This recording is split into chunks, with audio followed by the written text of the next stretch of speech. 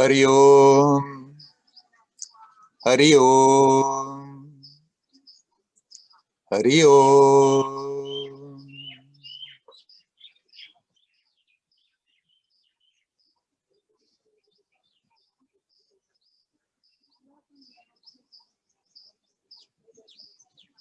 There we are again on the roof.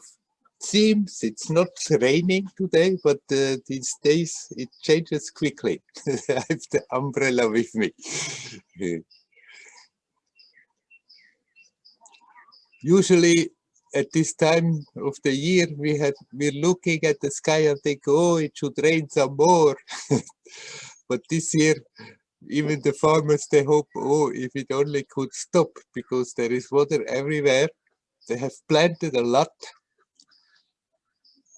and are afraid that it's going to rot because there is so much water. But maybe it changes now. Better too much water than no water.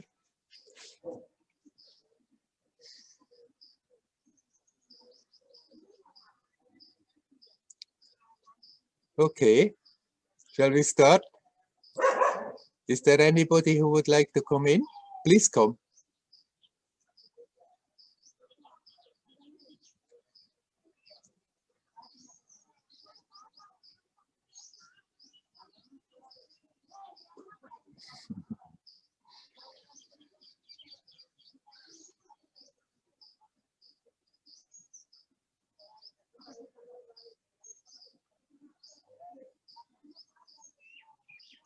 All right, I'll talk a bit about faith.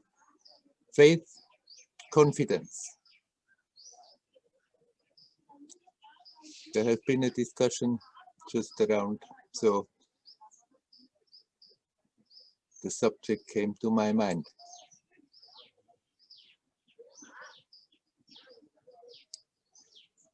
We do need a certain faith for everything. Even for ordinary things, we have to have a certain faith in order to have the motivation to do something.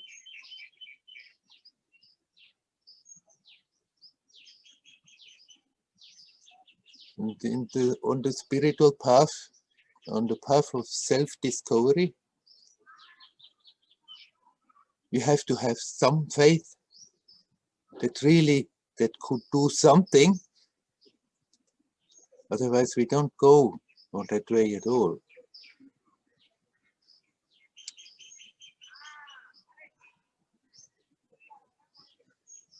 It can be faith in a teacher, faith in a guru. It can be faith in scriptures. It can be faith in God. In whatever way one conceives of God, or one can have just self-confidence. Actually, ultimately, it all comes to the same.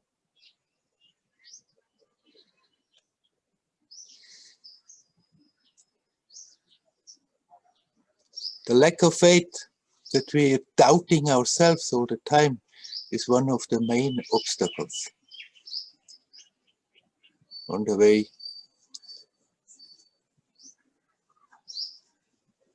We try a bit, it seems not to yield big results, and then that doubt comes. Is it at all worth the trouble? Is there at all any chance that I'm getting anywhere? And thinking like this, feeling like this, is like a sabotage that we really block the possibility to go somewhere, to get somewhere. If one has that grace, if one has that faith in God or a guru, then it's certainly easier, but it's not something that we can artificially produce. Then what can we do in order to increase confidence? if we cannot artificially produce it, if we cannot produce it at our own willpower, with our own willpower, with our own decision, then what can we do? We have to observe our mind and see how much we are unconsciously having the tendency to do in order to develop the opposite, not confidence. How much the mind has the tendency to indulge into thoughts that create doubts, that create the feeling it's not possible. At least we can consciously see that and stop doing that. At least we can stop continuously handicapping ourselves, repeating defeatist thoughts, repeating negative thoughts, repeating anyhow it's not going anywhere, it's all a story. What are they talking about?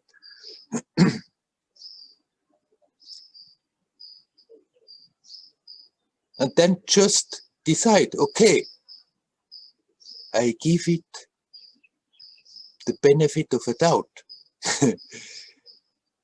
I just try. Try, have confidence, have the courage for the next step.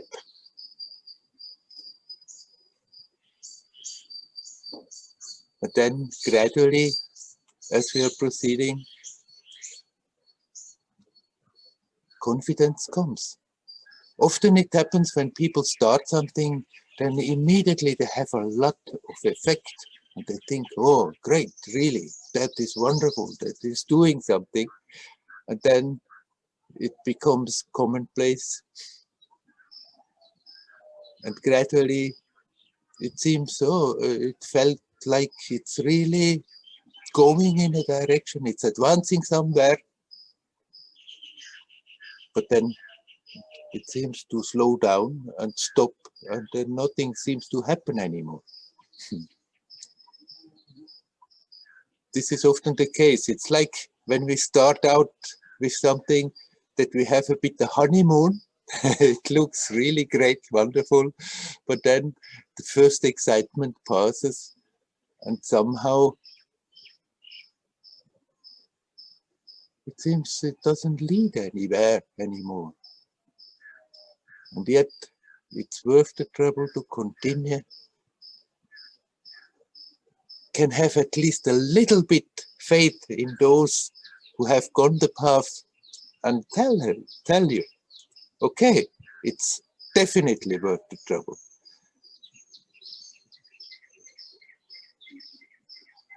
And every time when we let go of something that we have been carrying along, that has been troubling our mind, that has always created suffering and unwanted circumstances, every time we let go of something like this, there is more confidence. Yes, definitely, it's worth the trouble.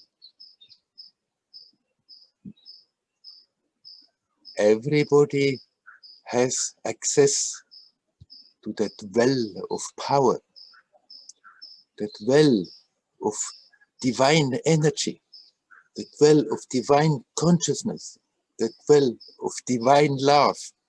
Everybody has access to that. It's just in our mind we have created all those blocks that we cannot perceive it. And basically all we have to do has that confidence in ourselves that it is there. Remind ourselves that we can connect with that source, with that basic source.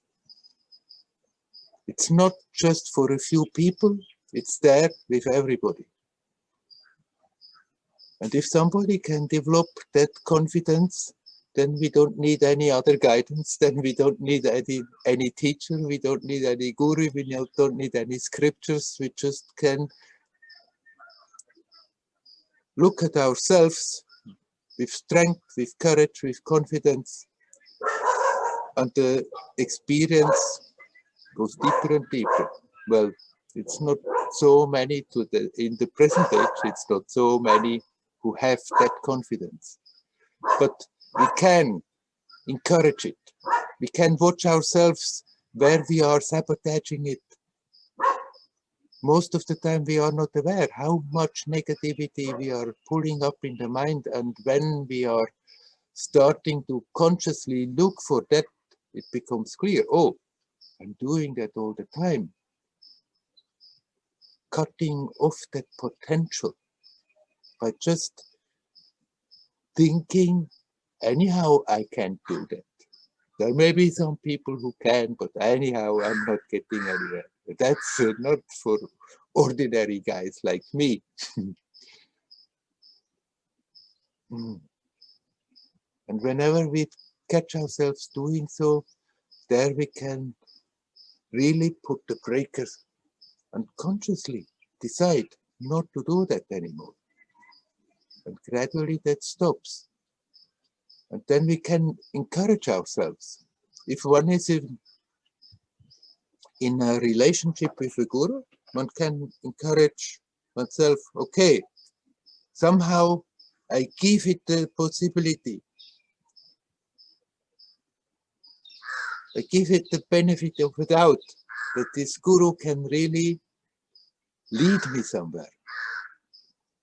Let me not block the process by doubting all the time, but at least try. Or without a guru, just encourage yourself to develop the necessary confidence. Confidence in oneself, confidence in one's own divine nature. It's basically just a step away from where our mind is locked, from where our attention is locked. It's that which is just prior to that. It's that which makes everything possible. If we can develop that self-confidence, that is the same like having faith in God. Self-confidence and faith in God, they are the same. If we can develop that, then the road is getting clear. It's getting easier. So whenever we catch ourselves being in doubt, which often comes when we are in difficult situations, when it's really a bit hard in life, then the doubts come, what's the use of all this there? It's happening again. Just accept, okay, this life is for that we face difficulties, that we face challenges. And by dealing with them, we are getting stronger, becoming more self-aware, developing more self-confidence. So whenever these doubts come, just don't give way to them. Even if the present moment from the external experience is not a pleasant one, even if it's a bit difficult to deal with it, just encourage yourself. Anyhow, never mind. What can I lose by trying? I can only gain. And with every step, that self-confidence is increasing and makes it easier and easier. Everybody has the right for that. It's the birthright of everybody. It's not simply for a few chosen individuals.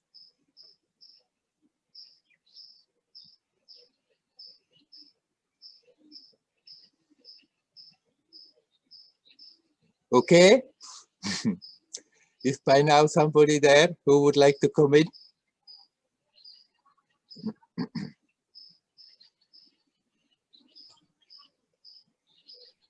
Werner? Hello, Helen. Hi, Werner. Just wanted to say thank you because you just answered. I was going to ask about crisis his crisis of faith. Yeah, I just wanted to say thank you for answering my question.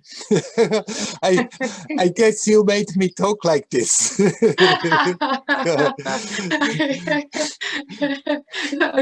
Yeah, I signed in 15 minutes early, you know, just to kind of ask you this, and yeah, you answered it straight away. Yeah. That's good. Very good. So, thank you. You're welcome. Ariyo. Hari Om.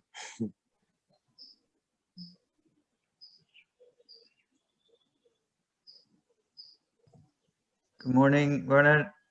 Hello, Klaus. I followed your advice from last week. Yes. So it was we had home office because of the breakdown here, or the lockdown here also. But it's been quite interesting to see the last week also, because it has been much more space of just being. And it seems like the efficiency also this week has been very good, but that's not the goal here. But it seems like it's just things are floating more quickly and more swift. So it's very good and very beautiful. And I also saw some of your videos. I think it was an old one with Radema. I see. Yeah. Yeah, it's a while since. And it was and somehow there it was that talking about bringing the desire for awakening had to be the highest desire. And that also gave me some power and some strength just to sit and meditate. I was able to just go into some meditation with Nisargadatta Maharaj, and it was just very powerful and connected me even to more of the space of just being. And it just feels like there's no one there when I'm really clear of that space. It just seems like it's just space. So it's very relieving to be and connect with that. So I must say that it feels like things are much better now, but still there can be times where that this tiredness returns, and maybe it's because we haven't had sun here in 50 days, because the sun is below the horizon. So maybe it's because of we're lacking sun. Oh, I thought you are in Germany, but you must be more in the north, huh? Yeah, I'm over the polar circle. Where are you? In which country? In Norway, Alta. Oh, Norway. I see. Yeah. So it's dark, but I was just maybe I think I saw last week just to go behind the whole time and just draw your attention back and be with it and find that, and maybe just use this energy as a calibrator of whether I am in awareness or whether I'm in mind. So I'm using that a lot, but it was very helpful the last time you talked about just bringing your attention to the feet. So I don't know if you have anything more to say about tiredness and to drop that exhaustion. I mean, there are different reasons, different levels. Sometimes we are also simply physically tired. But most of the time, the main reason is that we are somehow sabotaging that energy source that we have in ourselves with our mind. And like last week we said, when in context with going to work and stepping in and then feeling already the tiredness, most of the time it comes out of, it has in connection with what I just before talked, a lack of self-confidence, like thinking that I'm not good enough, I can't, I won't fulfill the expectations. This is a big source where we are losing energy all the time. And now, like, okay, you are in the dark, the sun is not coming over the horizon, and then if there is tiredness, then it's easy to think, okay, naturally, normally, not even the sun is there. But then you can do the opposite and say, okay, the physical sun is not coming over the horizon, but you still can connect with that being of the sun. It's a being. And you can connect with your own shining nature and shine the sun from inside out and rejuvenate your system and revitalize your system. Most of the tiredness comes from the mental level. That maybe a circumstance, of course, sunlight, if you are in the direct sunlight, it is a source of energy. But when it's not there, it may take 2-3 days of adjustment and then you can deal again with it. It's not that we are getting weaker and weaker, but we can do the same thing just in other ways. But then the mind is very happy always to hook on to reasons why I'm feeling now depleted, why I'm not so well, why I'm rather in a bad mood today.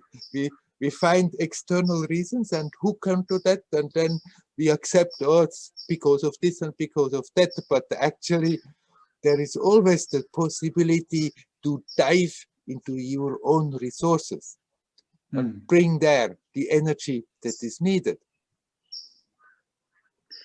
Yeah, it was good you said that. I just see after work I normally feel very tired, but maybe also to sleep a bit is not so bad, you know, that There's nothing bad sleeping a bit. because the mind was making it a much more catastrophic way that you had to make a nap in the afternoon. But it's maybe if it's just a nap and there's no drama from the mind, it's quite okay also that. Right. If you feel, people are different.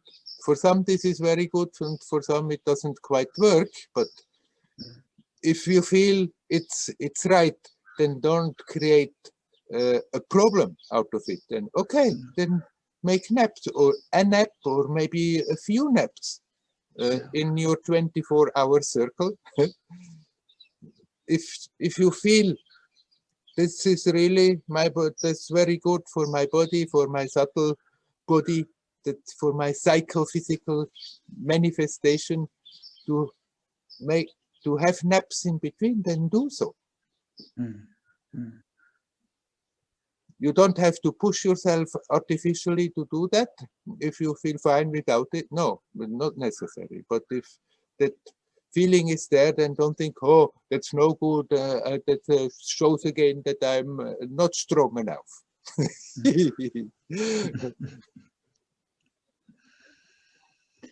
Yeah, yeah, that's good.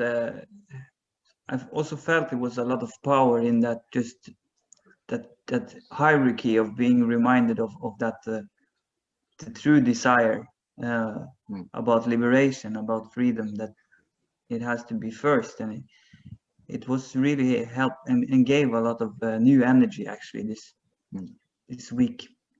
And the meditations also was very good, because they were I could feel the benefits the day after. I was meditating in the evening and in the night and for an hour, and then I woke up the other day and this space was much more present, much stronger than it used to be the other day. So it was just good also to get reminded of, okay, with all this world going on, you have to remember your your first desire, what that desire should be. It's helping to not take all the other little desires that come so serious. If we put everything in proportion, that is really the point why we are living. That makes the most amount of sense to go for that. And then, by the way, whatever little desires come on the way, we can also fulfill them if we don't have to invest too much time and energy. Yeah, that's true, because it just seems like it's so easy to get lost in those small desires, and then go into those stories, but it's really beautiful just to be present and just be with those things that comes up in consciousness and then moves on. It's a very beautiful place to be. So I think I get to see this maybe more and more consciously also, and reminded more consciously also how beautiful the being is and that awareness is. So it's a good process. I was even thankful for my failures here the other day. So because it made me realize the being even more, and being able to let go of what is not supposed to be there. So I'm really thankful for this week. It's been a good week. Very good. Nice to hear. Yeah. Continue like this. Yeah. Okay. Thank you. You're welcome. Hari Om. Hari Om.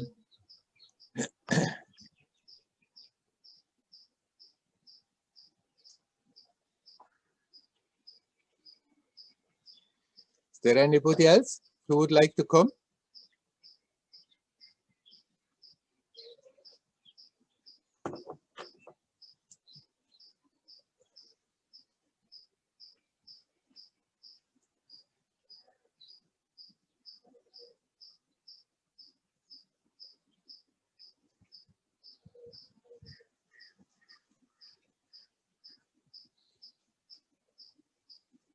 Okay, let me talk a little more about what Klaus just pointed out, the desire for liberation.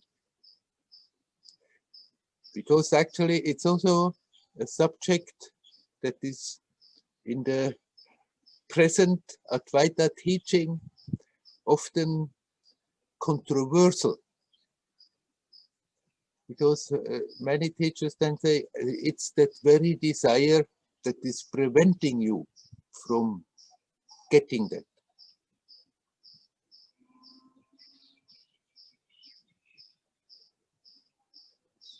I mean, if somebody is totally immersed in reality, if somebody is firmly rooted in that essential beingness, then the whole question doesn't even arise. Then neither the desire for liberation nor all the other desires are there important, because the awareness is there. The joyousness of existence comes out of the own self. I am the source of my happiness. It's not the happiness has to come from somewhere. And if that is an actual experience, then the question doesn't rise. But it's wrong to say to people on the way, this desire one should get rid of, because it's disturbing your peace. Yes, it may a bit disturbing to be complacent. That peace that one can sometimes experience on the way is often simply complacency. Okay, we accept the things as they are, but often these kind of thoughts then become just an excuse to be stuck, an excuse not to use one's resources, an excuse not to use the possibility of this human life and become self-aware, more self-aware.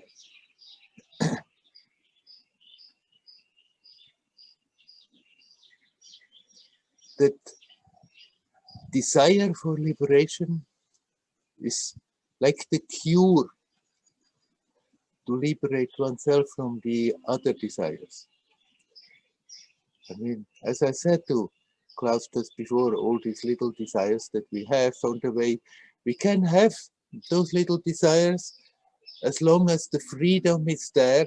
I can fulfill them or not fulfill them. As long as we are not depending on fulfilling those little desires, then they don't create any harm.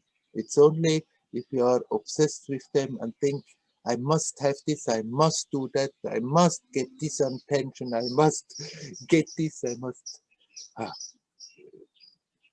in order to be complete, in order to be happy, as long as that conviction is there, then of course these desires are always obstacles to peace, obstacles to simply being in the present, because the mind always goes in the past and in the future and how to obtain this and what to do and being restless. And if there grows that desire for freedom, which is actually, we may in the mind construct all kinds of ideas around it, but the call comes from the self, it's not from the mind. That somehow deep down everybody knows it could be so totally easy. We could be just naturally joyous, radiant, naturally at ease, at peace. And then there is the longing for that. And that comes out from the self, calling the attention to come back, calling that mind to come home, to become aware that all those things we have been running after so restlessly, so painfully most of the time, all those things, they cannot bring that longed for fulfillment. So that desire for liberation is a very helpful driving force. Of course, we can then also put a lot of selfish stuff on top of it. Believe me, I know what I'm talking about because I was full of that. That desire for liberation, that longing was genuine. It was really there. It has somehow directed my whole life. But at the same time, with my personality, I have always somehow put my ideas on top of that pure longing.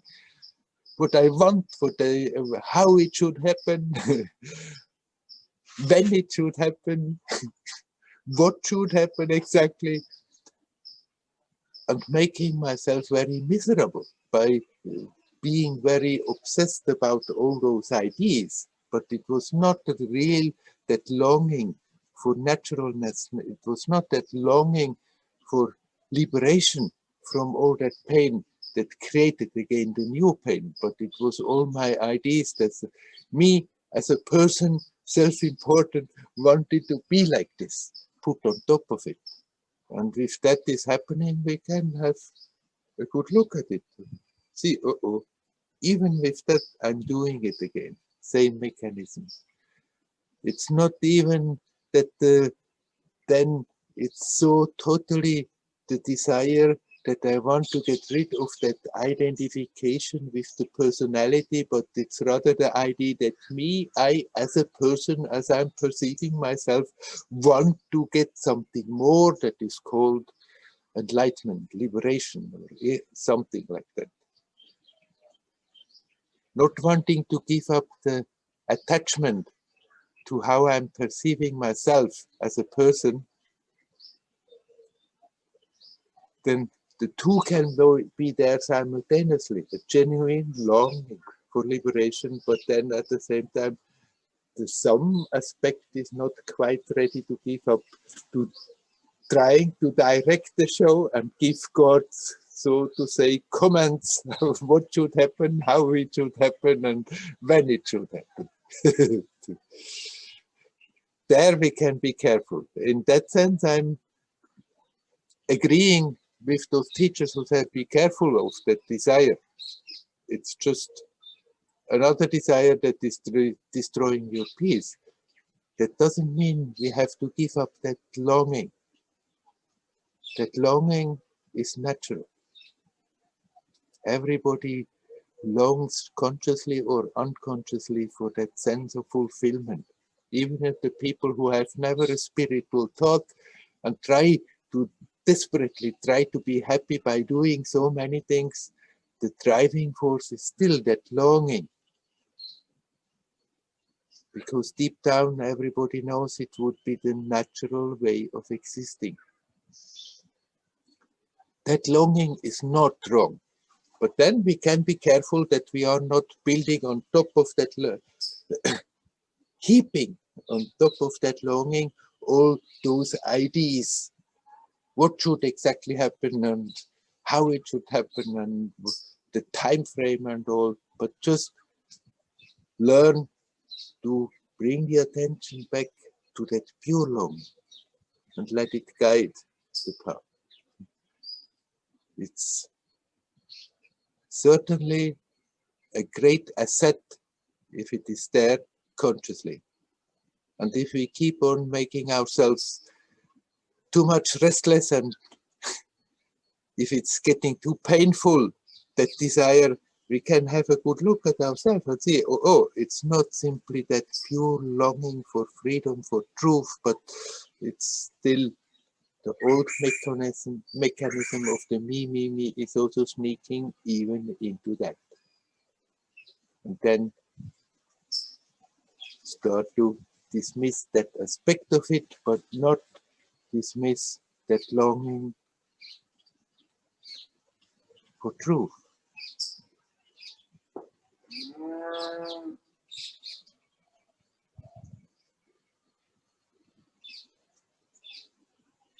Okay.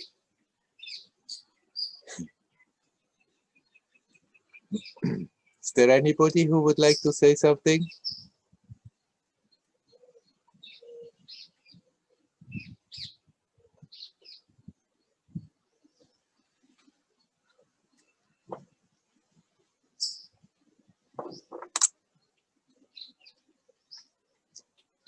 By now there are 40 people here. Nobody wants to say something?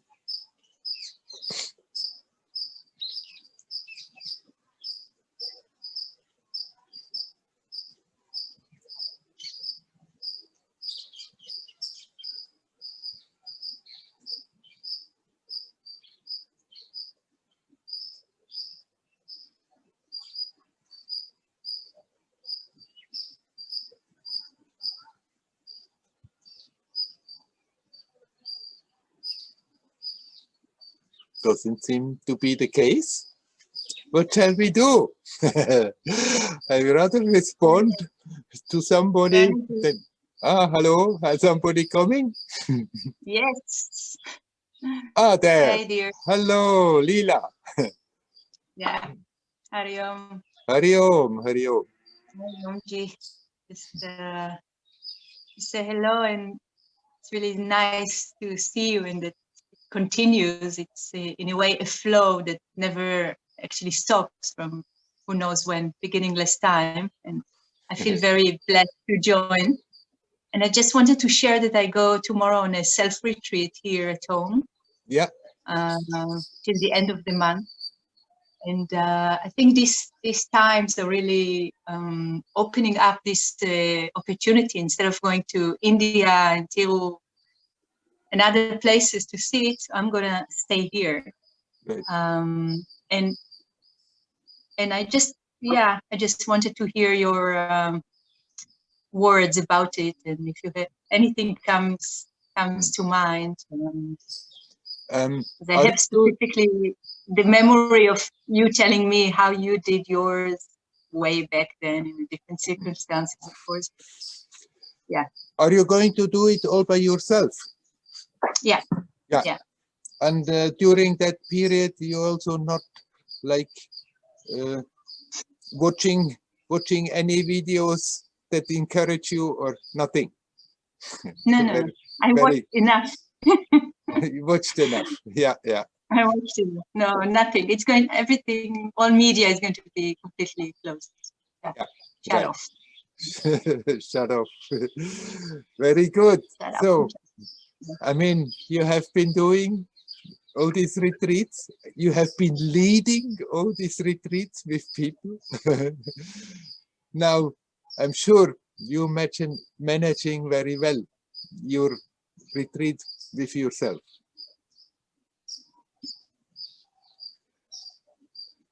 When the mind wants to start to create troubles again because of past experiences.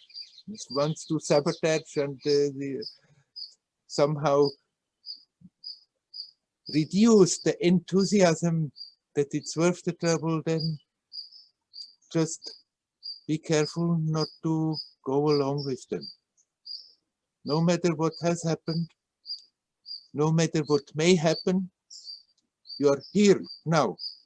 And here now, you are absolutely unvulnerable.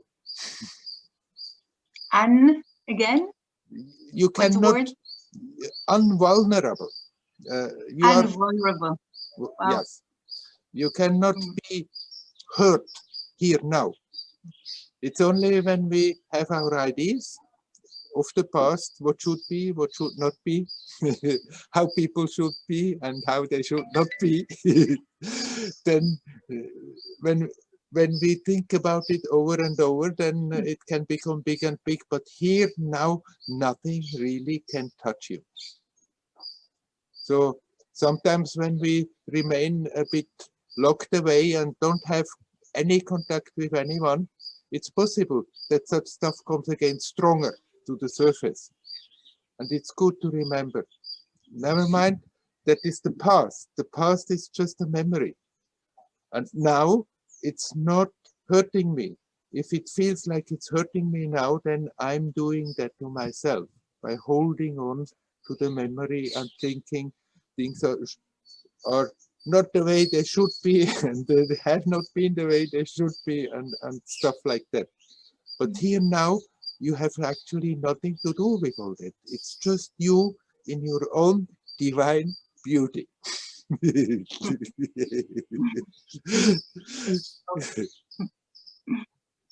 Wow, beautiful words. Mm. I wish you all the best. Mm. So maybe when the retreat is over, and if you feel like you can make contact, and I don't want to dissuade you from your decision not to make any contact, but you can also know that in case of emergency, you could also contact. Yeah, yes, of course. Yeah, it's not like, you know. Yeah. But yeah. Anyhow, But, wish you much strength and peace. And peace. Thank you for this divine beauty. Don't forget it. Yeah. Right. Hari Om, Hari Om, Hari Om. Mm.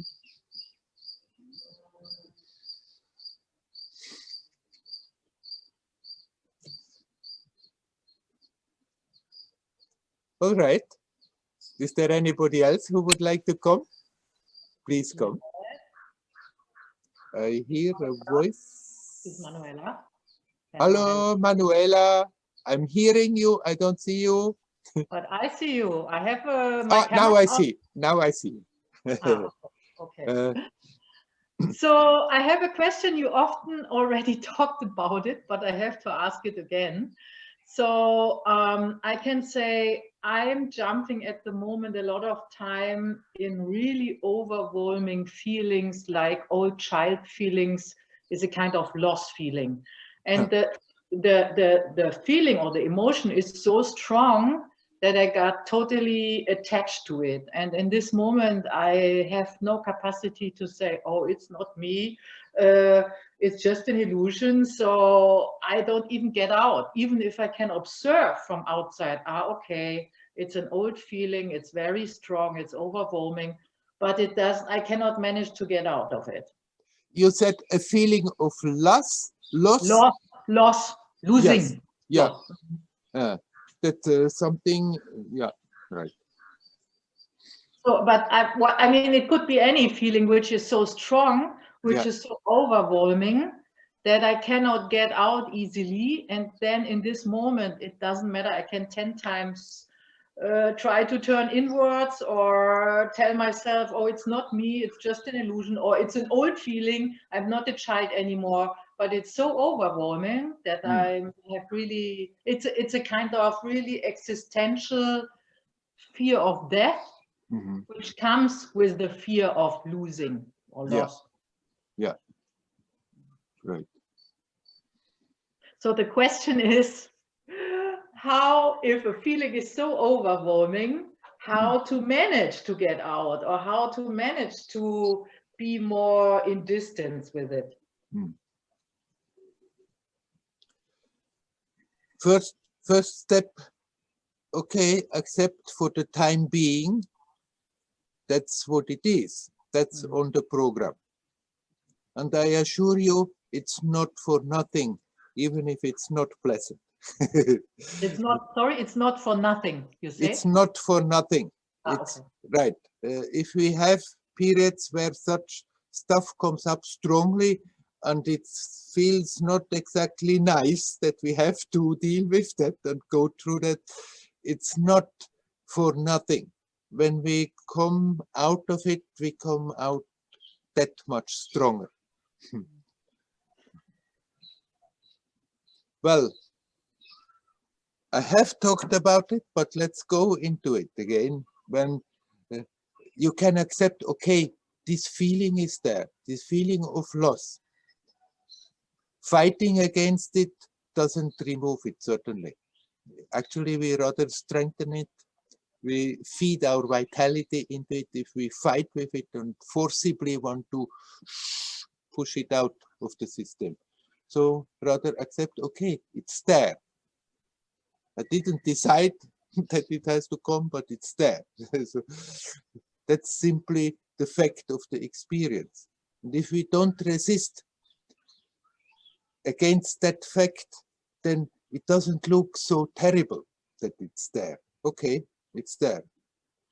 And then sometimes just spend some time in completely going into it.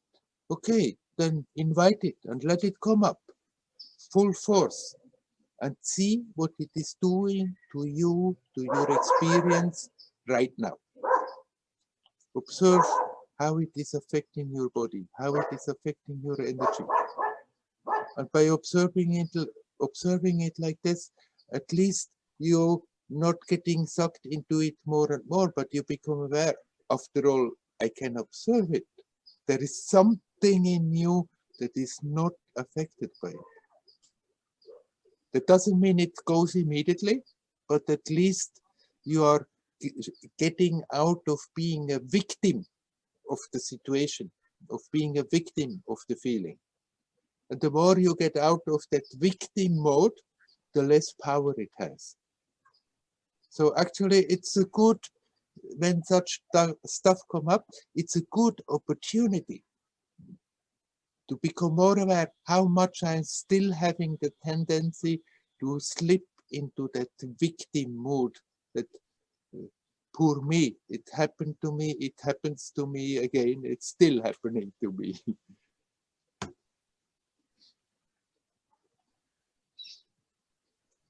And the more we get out of it, the less power it has, and then gradually it will pass again. That periods like this, they come, they are sometime, and they pass again. But if you do it, don't think that because you detach now, at the same time give the universe and God the order, okay, I'm detaching, but you have to remove the feeling. Okay, detach, and like that you at least you don't prolong it. But that's not a guarantee that if you step out of it and observe and detach, that immediately it goes. If it's deep rooted in the subconscious, and maybe it has been there again and again and again and again, so it may be charged with a lot of vital energy, which may take some time to diffuse. But the way is certainly still not identifying, observing, but sometimes then also really going into it, but not as a victim, but just also observing. Encourage, okay, come up and manifest yourself, you beast. and observe what it is doing to you. And in that way, that capacity of not being affected by it is increasing. And gradually, even if it's very strong, even if it's deep rooted, the old thing will pass away. Actually, in my experience, I can observe it, but somehow the observing is not as strong as the identification. So even if I observe, I have the feeling the identification is so big. You know what I mean? Right, but at the same, the identification is out of old habit. We don't want, but out of old habit, it sucks us again into it. But you are aware of it. And then at the same time, you are not completely getting lost in that feeling of loss. The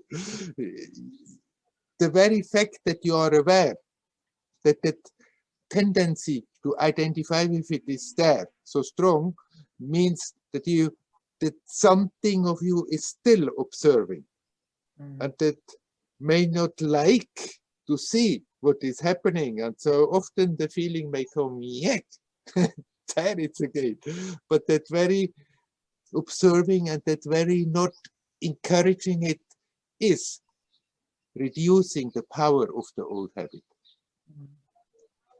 And we don't know how long we have had certain habits. We may have it built up from the earliest childhood, and somehow we may have already brought a package with us when we came. So sometimes things are just much stronger than we thought they could be. And so they may take their time, but if you continue like that of observing, even if you observe that the attachment is stronger than the observation, the very fact that you are seeing that is not making that habit stronger, but reducing the power of that habit. Yeah, when I'm talking now with you, I think the biggest issue is that I'm still in resistance with it. You know, Yeah. it comes not to say, okay, I let come it and okay, it's there and I let manifest it. I'm still in resistance, like, oh shit, I don't want it, go away. Right. Yeah. Right. And it's nothing wrong if to basically opening up and wanting it to go away, but not by fighting with it and resisting and thinking shit again, but okay, it's there, I'm working through it until it's gone. Somehow the mind doesn't like to accept things that we don't like. And often it's the step we have to accept to do. Okay, accept things even if I don't like all the aspects of that situation. After all, it's a time, it's an experience. It comes, it goes. Deep down, something in you is totally not affected by it.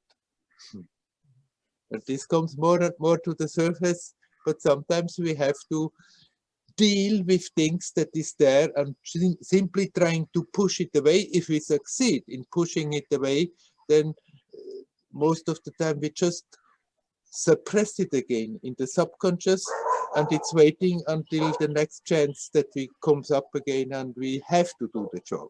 So better do it now.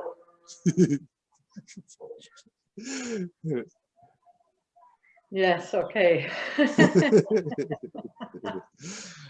And it's a good period. We have a lot of time because of the world situation. On top of that, it's a very powerful period.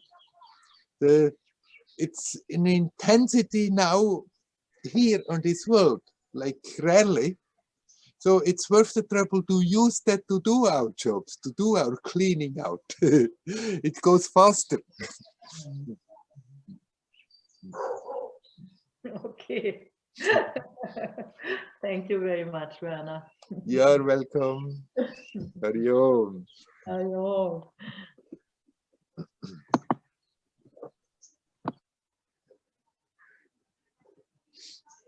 Is there anybody else who would like to come? Please come.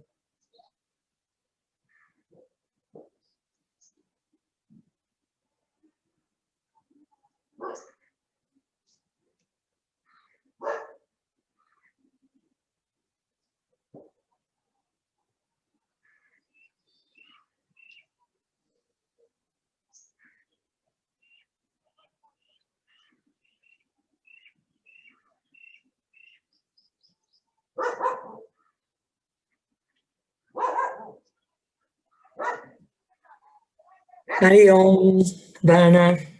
Hello. Hari Om, Hari Om. Oh, it's Maria. Maria. Hello, hello, Maria. It is very connected, my question about what Manuela was talking about. Yeah. My case is a pattern in meditation when the negativity comes up very strongly, very negative thoughts. Mm. Then I go into shame and guilt very fast. Yeah. And I mean, it's like hearing you, I can understand more. There is one part of myself that is resisting those thoughts, is trying desperately to get rid of them.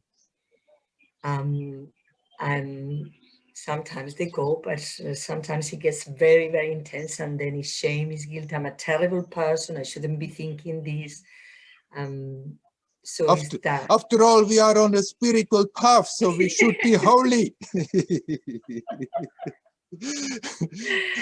As we talk about it, it feels like laughing because it feels like a joke, but when it's happening, it's so painful. Yeah. So I suppose it's very much, you probably are going to tell me very much the same as you said to Manuel, but I thought perhaps there is something about the shame and the guilt also. I was brought up Catholic as well, so that probably is very connected to much of the religious indoctrination, but it's very painful when it happens. The indoctrination that you are basically a sinner. Yes.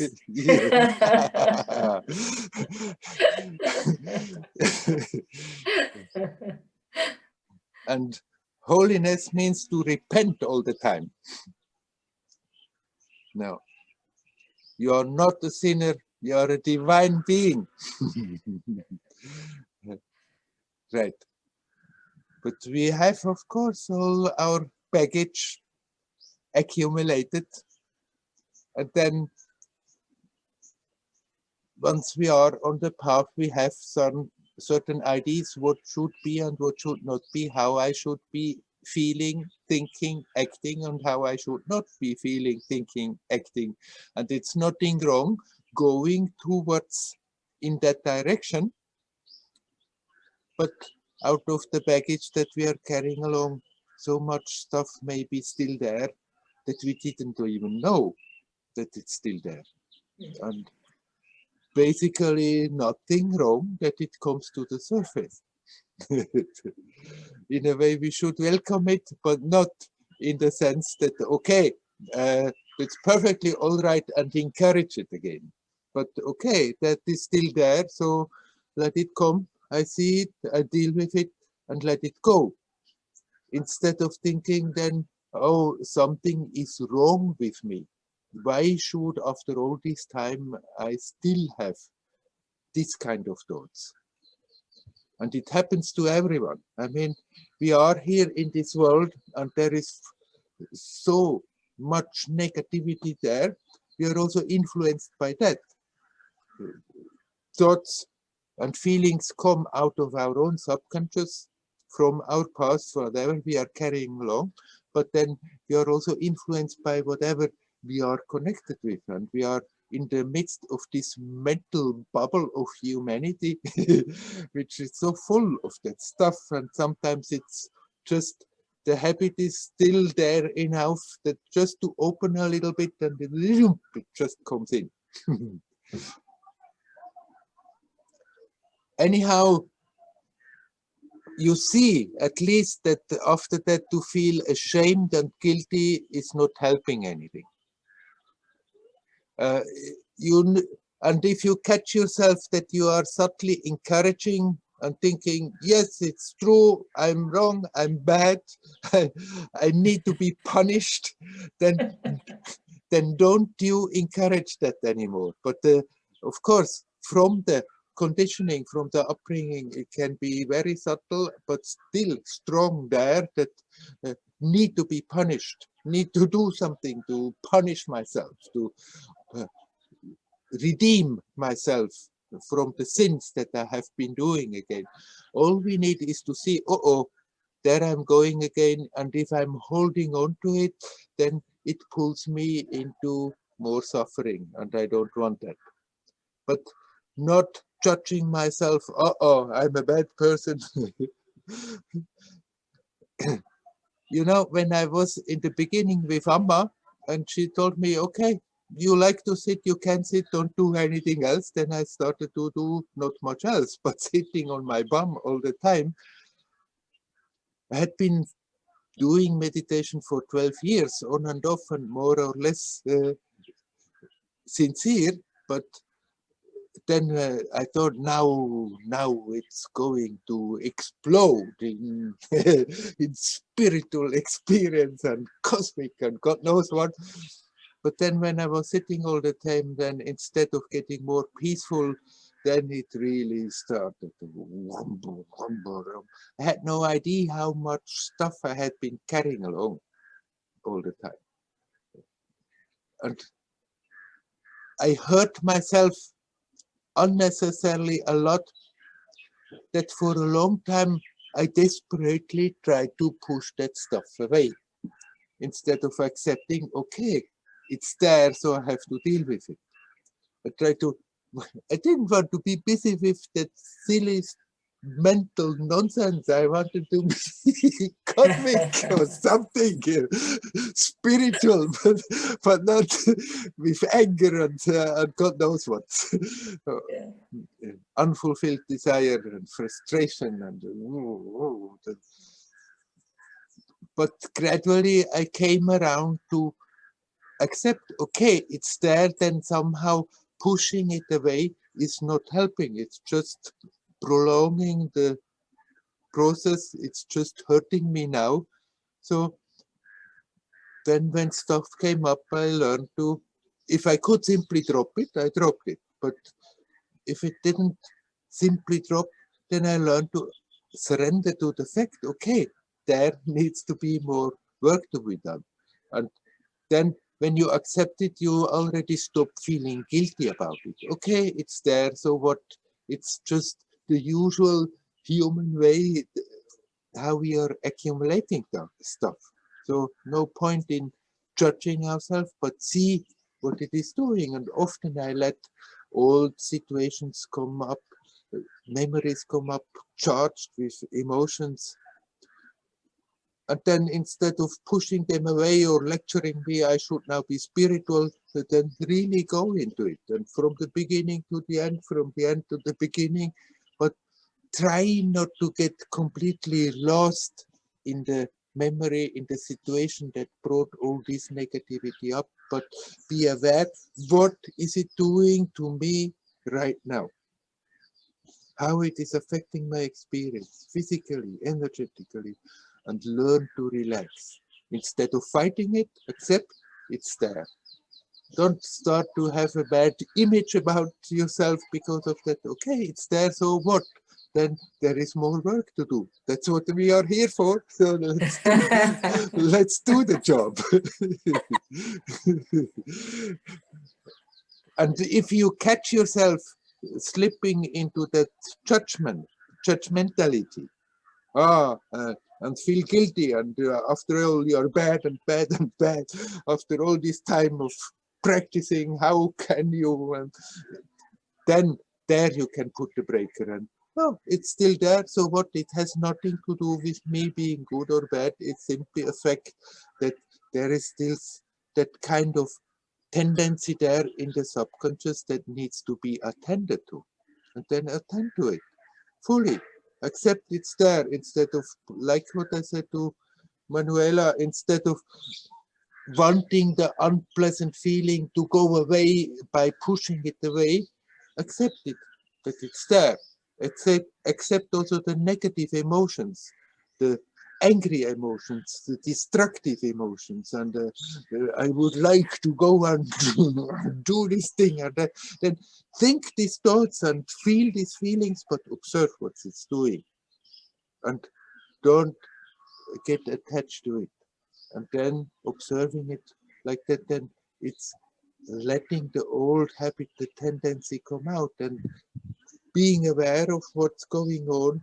Gradually it's getting less and less powerful. Eventually it stops bothering you. Do you remember when it happened for you, the big change in this? I mean, was there a point where you felt that wave, that massive wave that tends to come of negativity was different? There was a change? It was a gradual process, that it was gradually getting less powerful. And then gradually it was easier not to get overwhelmed by such things, but then still it happened, then situation was there and brought it up again, and boom, it would come. Okay, there is more work to do. Yeah. And then came the point where the whole perspective changed, and from then on whatever seemed to be quite a laborious job was becoming simple and easy.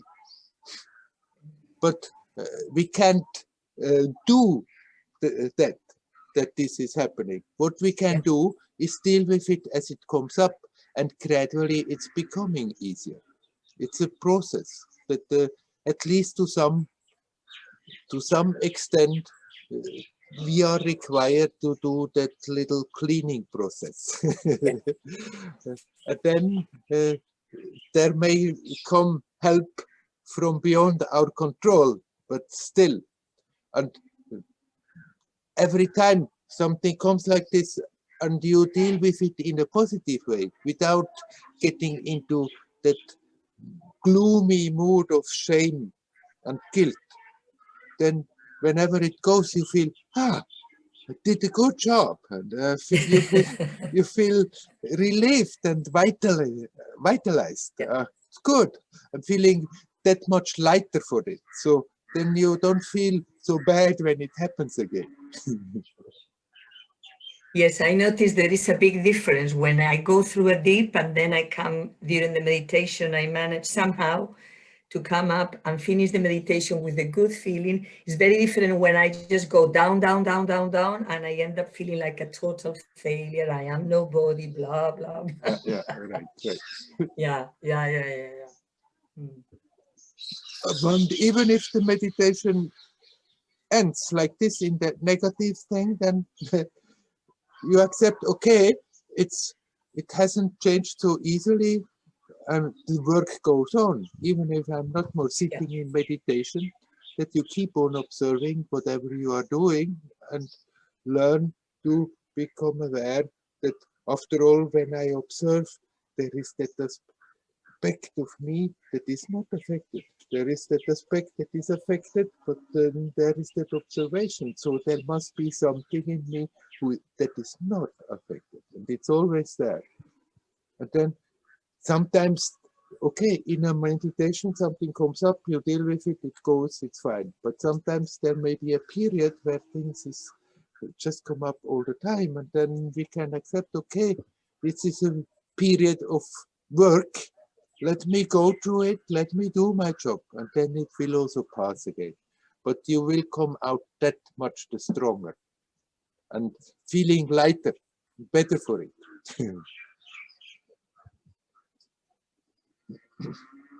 Much. I don't know whether you can hear me. Your picture is frozen. The sound is a bit broken. But you can still hear me, huh? It's a bit frozen, yeah. And now I see you again and hear you again.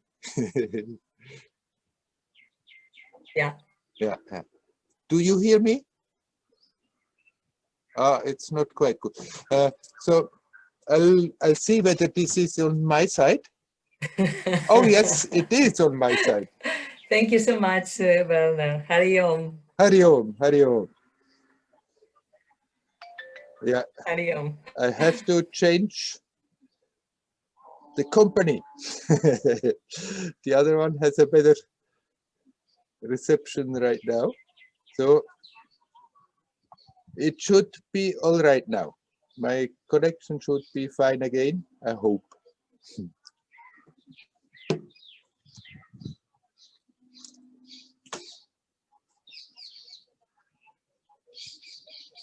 Is there anybody else who would like to come in? Please come.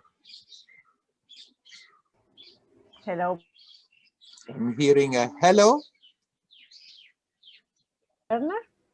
Yes, I don't see you. Who is there? Oh, now I see you. This is Right, Rebecca. right. Yeah. Hello, Rebecca. Hari Om. Hari Om.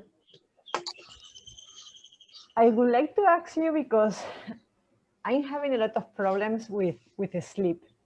Mm. On one hand, I usually have a very tamasic state when I awake in the morning. Mhm. Doesn't matter how much hours I can sleep. I can sleep at night because that tamasic state, it is there. So in one hand, I have a struggle with it because I have the feeling that if I let myself go into that state, I'm in some way losing my time. Yeah, yeah. No, and well, yeah, this is one thing, and the other thing, I don't know if it's because I'm struggling with that, but on the last couple of months, more or less, I'm having a lot of problems also with my morning meditation because I'm almost every day falling asleep. So I try to get awake. I try to be very conscious about my posture, not to, but it's almost every day. So I'm starting to get a bit frustrated Yeah, also. yeah. You're So right. if you can. You can sleep well in the night when you're sleeping. Yeah, I sleep. I mean, when I went to bed at night, I felt immediately, and I mean, sometimes I don't realize what is happening at night. So it can be noise, it can be whatever is happening. Yeah. So I have very deep sleep. Yeah, yeah. Yeah. You know, just generally for everybody, it is really a very intensive period now. There's something energetically very intensive happening on Earth. Just the negative forces and the positive forces are there in full swing. And it's a period that a lot of subtle changes are there. And for many people, this may happen in this period that they feel more tired than usual. So it's also that. It's not only your personal thing, but most probably you need for the time being a bit more sleep, and then don't worry about that. Now, how to do so when you get up to get to wake yourself up? Okay, it's better that you somehow manage when you get moving, that you really figure out how to wake yourself up. Sometimes a little bit cold water can be very helpful. I don't know whether you are drinking teas or coffees. I drink one tea in the morning and sometimes one in the afternoon, but not always. Yeah, But I mean, you can allow yourself that when you get up, you wake yourself up, maybe with some cold water as a help, but you can allow yourself also a cup of tea or coffee to make it easier. And then, since, I mean, it's nice if one can sit up and is ready and can start to meditate. But if you have difficulties in this period, so never mind. You can use this kind of little help to make it a bit easier. That you Yeah, but the point is, I mean, I awake and I do my daily routine, and then I do my hatha yoga practice, and then I sit for meditation. So and then you fall asleep. So it's okay. Yeah. So then accept that it's a bit more difficult in this period, but then what you can do, when you feel already, you feel that if you are observative, then you not simply feel it when you fall asleep, but you feel it is coming. And there you can already, you just open the eyes instead of doing it with closed eyes. You can very well meditate with open eyes. And if you open the eyes, it's already easier not to get sleepy. And then you can use all kinds of tricks. You can also just get up a moment, walk a bit, and sit down again. Or you can maybe try, experiment a little bit. When you feel that fatigue coming, then you just breathe out, and you breathe out, and you breathe out, and you feel you have already all the air out, but you continue breathe out, and you continue breathe out and breathe more out until you really can't anymore, and then don't breathe in like this, but just very gently let the air flow in the body again. This kind of exercise may wake you really up. It may just go for some time and it starts again. But it may be for that meditation, if you will do this once or twice or 3 times, you may be awake and the sleepiness may not come back. But don't worry about it. Right now, it's not so astonishing that this is happening. So you can try to fight it off when you sit as good as you can, but if you can't fight it off so well, don't worry about it. It will pass again, it will get easier again. Okay. Okay, thank you, Werner. Can I ask you another question? Sure.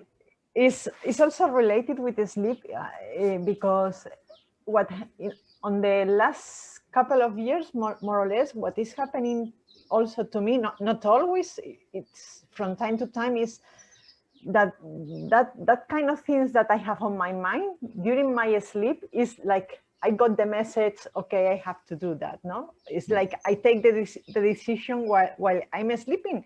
I'm dreaming in a some way, no, but I feel it is very, very real. And for example, this morning happened to me. When I awake, I realized, oh, I have to do that. No, I'm with a situation on that time, and I was hesitating. What should I do? What I should not do? And this morning, when I awake, I realized that during my dream, I got the message. So could you explain a bit about that? Right. It is possible that we do get messages in dreams, what to do, where to go, what direction to take. But it is possible that we also just make up stories in our mind like this. I tell you, in my 40 years in India, I have seen people doing so many stupid things, telling that they have been directed to do so in their dreams. Really. So if this happens, if in the morning you wake up and you have that strong feeling, I have been directed to do this, then don't simply accept it, don't simply reject it, but listen to your heart when you are awake, when you are clear, deep down, whether there is a response, whether there is a resonance. And if you feel there is that resonance, then you can accept it. Okay, it was a pointer, and you can act accordingly. If you don't have that resonance, then be very skeptical about it. And then rather do that which makes the most amount of sense than doing some silly things, thinking that you have been directed to do so in your dreams. I mean, our dreams can be influenced by our subconscious. They can be influenced from another level, but I mean, also mischievous beings may influence our dreams, not only benevolent beings. Also, a little devil may come and have fun and give you all kinds of funny ideas in your dream what you should do, and have great fun then watching what's coming out of it. So you still listen to your intuition, and if your intuition is clear in that situation, then you can follow it. But sometimes we don't have a clear intuitive feeling about something, and then be reasonable prior to following whatever feeling comes out of the dream. If it comes in the dream and you are clear about it, it feels right, it feels good, then no question. You follow it, go for it, no matter where it leads you. But if that feeling is not clear and you have a doubt and maybe it's not true, then do that which makes the most amount of sense, instead of following whatever is there in the dream. Yeah, it usually has happened to me when I awake and hesitating with some kind of situation, no? It's like on the dream comes the response to me, no? So, and it's very clear. I mean, it's not anything that is not in accordance on what I'm doing at the moment. It's not, no, it's like, okay, that's the way, no? Mm-hmm. And it usually is very clear, but it's always related with where all the stuff I have on my mind when I awake. Yeah, So yeah. kind of situations that I have to, yeah. So you can follow your dreams if you feel it's right, Yeah. but you don't have any funny duty that you should follow whatever comes Yeah, from there. I got the message also, yes. Okay. Yeah. Okay, thank you so much, Werner. You're Thank welcome. You. Hari Om. Om. Hari Om. Hari Om.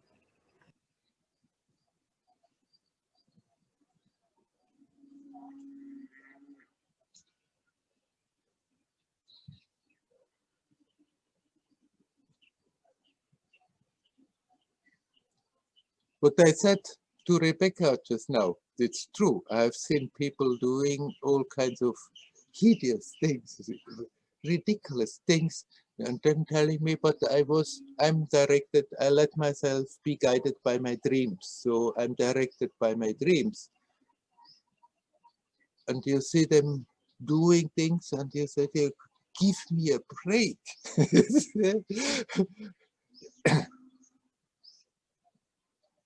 Dream realm can open up that we can get a connection to something very precious, but then in our waking state we can verify that it is so, and then it's good. But dream worlds is so full of craziness. We can collect many funny ideas, and if people would start to just follow whatever is there in their dreams, it's just leading them totally into chaos so many times, unnecessary. So in the waking state, we are very well invited to use our common sense. If intuitively we get directions to go in one direction and it's clear, that message is clear, then there is no discussion. But the rest of the time, just let's do that which makes the most amount of sense. And usually it's the simplest solution.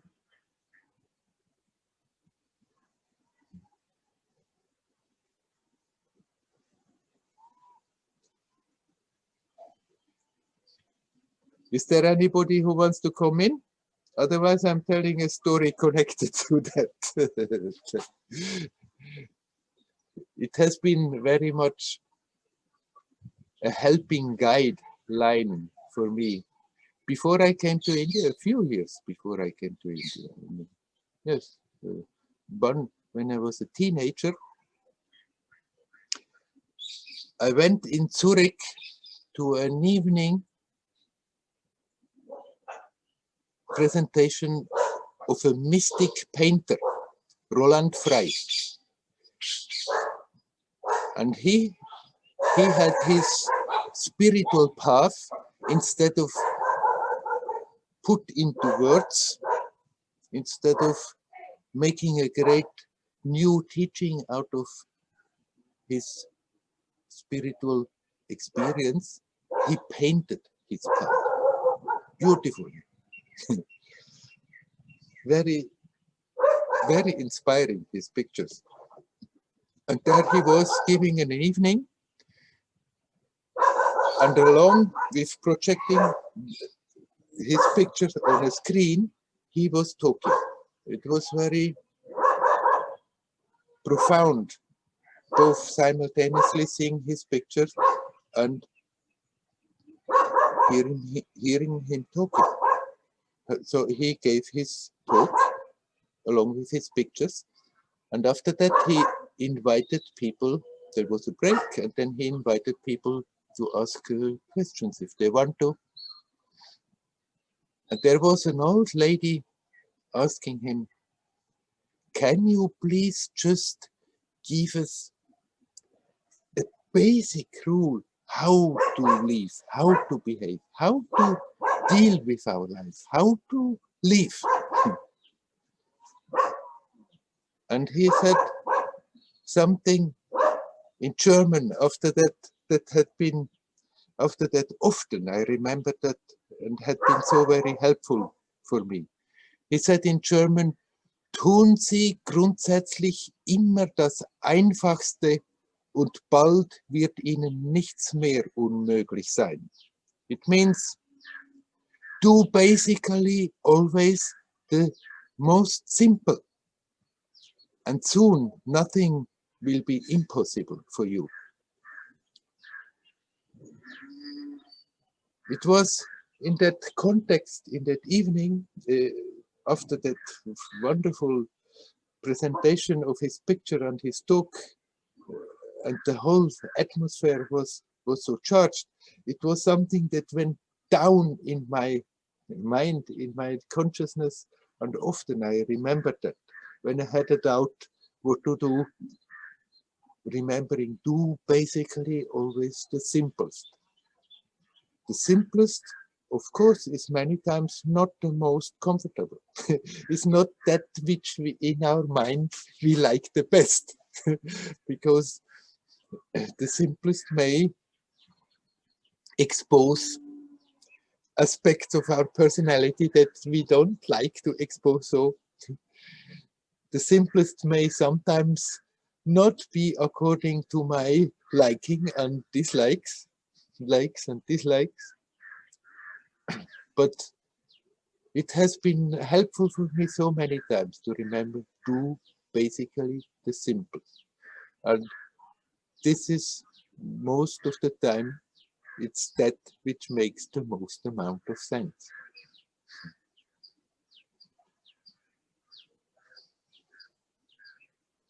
Intuition is very good, and everybody has deep down that intuition.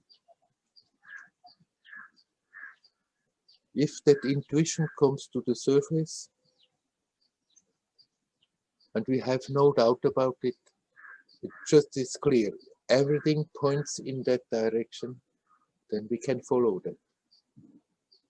But sometimes we can also totally mistake our feelings as intuition, feelings directed by our personal likes and dislikes. So follow intuition when you're really sure about it. And then we can practice that, open up to that consciously. And sometimes it's clear, something comes very clear. And if it's not there and we have to make a decision, then accept, okay, I don't really have that intuitive directive now. So then do that which makes the most amount of sense. Do that which is basically the simplest. And then you are well guided all the time. Okay?